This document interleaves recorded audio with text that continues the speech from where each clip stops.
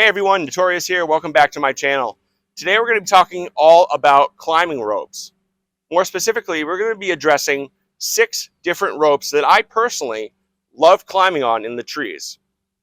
So, because each rope has so many unique specifications, and because I'm disinclined to spend hours or even days memorizing the statistics, I will be reading from a script for a lot of this video. So if it sounds unnatural, now you know why. But my intentions are to give you as much information about each rope as possible, and this is the best way to do it.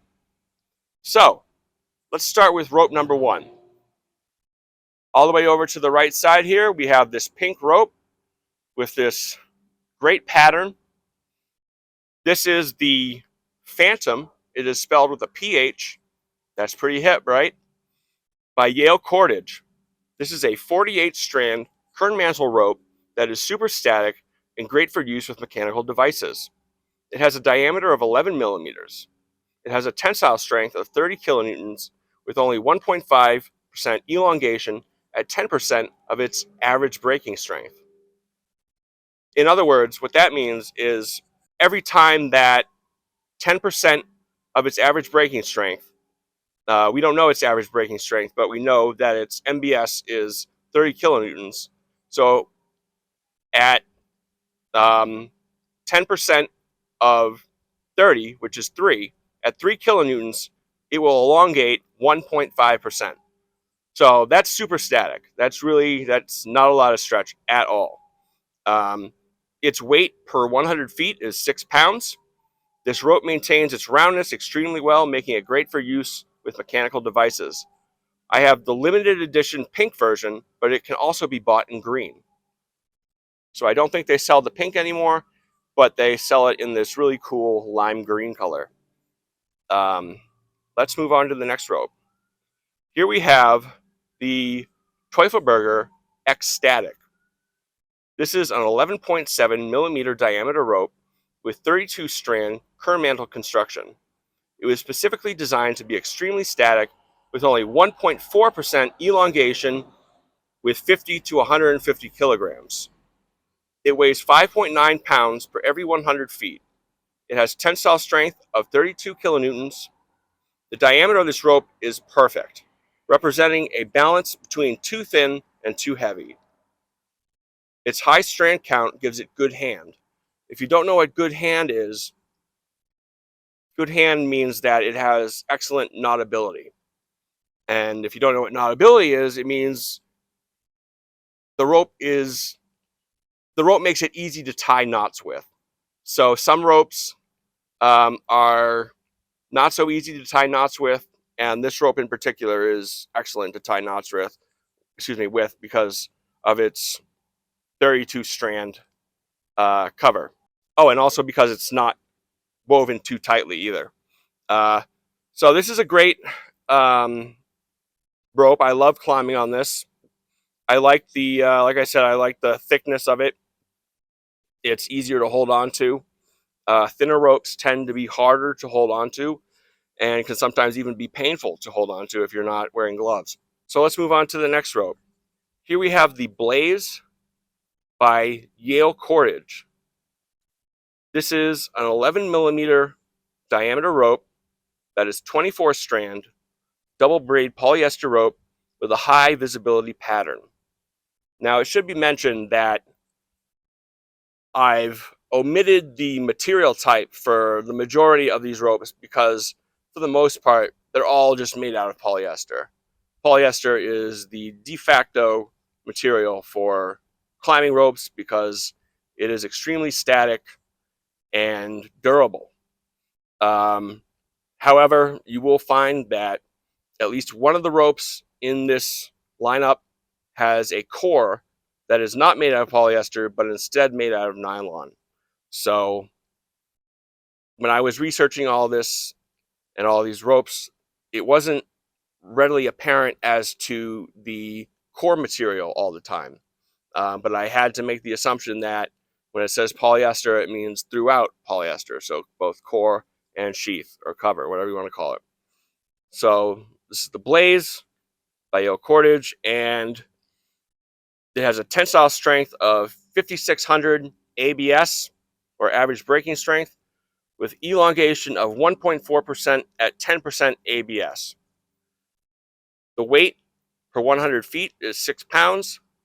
This is a highly cost-effective rope, meaning it does not cost a whole lot relative to a lot of these other ropes, and it has a cover that isn't as tight as many of the others, making it less ideal for use with mechanical devices.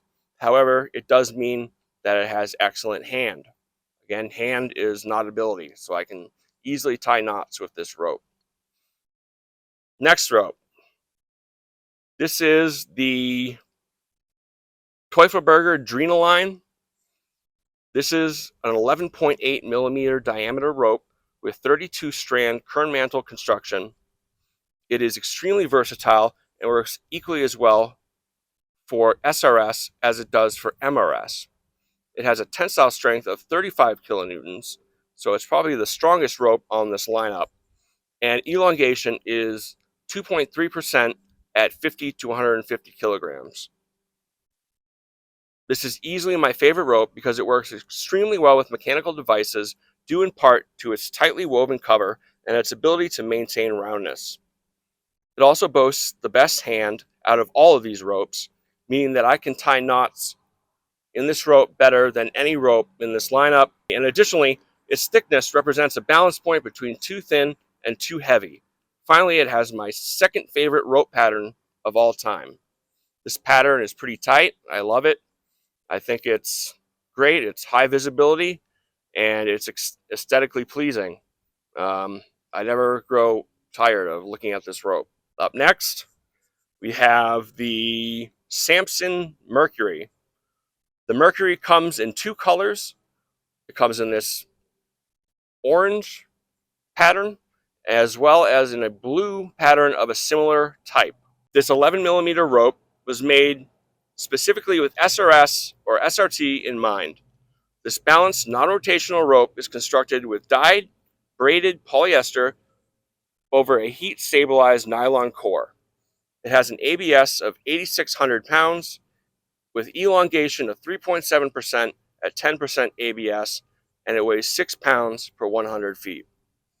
So this is going to stretch a lot more than all of these other ropes. This is probably not going to be what you would call super static, but it does provide a lot of resistance to shock, so that can also be equally as beneficial.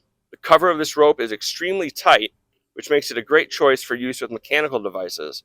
However, this also means that it has pretty terrible knotability. So when you tie knots in this rope, it's not going to feel like it's happening too easily at all. You're going to really have to manipulate the line to create the knots that you want to make, and also it's just in general sometimes frustrating because rope that does not have good knotability puts your knots at risk of potentially collapsing if they are not set or dressed properly. Finally, we have the Bifrost, or Bifrost, I'm not sure how to pronounce it, by Yale Cordage. This 11 millimeter super static 48 strand Kermantle rope is named after the Norse word for rainbow. It has a tensile strength of 29.8 kilonewtons. It has 1.5% elongation at 10% average braking strength and weighs 6 pounds for every 100 feet. This rope maintains its round shape extremely well, making it great for use with mechanical devices. This is definitely my favorite rope pattern of all time, and I never stop admiring its beauty. Its core is made entirely out of red-colored fibers, which is supposed to make it easier to spot any breaks or cuts in the cover. I personally believe white would have been easier to spot. So what I mean by that is the entire core of this rope, it has been dyed a deep red, not unlike this red here, probably even deeper. So that's a feature in a lot of the ropes in, I believe, the Kernmaster series, and It's, again, supposed to help you quickly identify cuts in the cover. But if you look at this rope, it completely overwhelms you with colors. And so I don't think that coloring the sheath in order to make it more identifiable was a good idea. I think that a bright white would have been much more higher contrast against every single one of these colors. While I value their ingenuity, I don't think it was applicable for this rope. What are the takeaways? Well, we have a lot of great ropes here, and I think that any one of them would work well for any climber. These are predominantly ropes that you're going to want to pick if you're climbing SRS or SRT. Both are the same thing. I just still say both acronyms because some people haven't moved into the new phase of SRS, which is the term that is most popular right now. But yeah, these are for single and or stationary rope systems. And if you're looking for a rope for a moving rope system, also sometimes known as DRT or DDRT, you're going to want something that's thicker because you're going to be doing a lot of hip thrusting or pulling the line above your hitch climber setup. And that means you're going to be wanting something that's going to be thick so that it's easier to hold on to. And it's going to be less likely to tire your hands out as you climb. The reason that lines or ropes for SRS can get away with being thinner is because, for the most part, the climbing techniques for SRS involve simply doing at most hand over hand above your device with the rope. So for the most part, most of the work that's being done to allow a climber to ascend into the canopy is being done by devices, whether it be a foot ascender, a knee ascender, or your main climbing device, such as a multi-sender of any type, whether it be a zigzag or with a chicane or a Rope Runner Pro or a rope wrench or a unisender.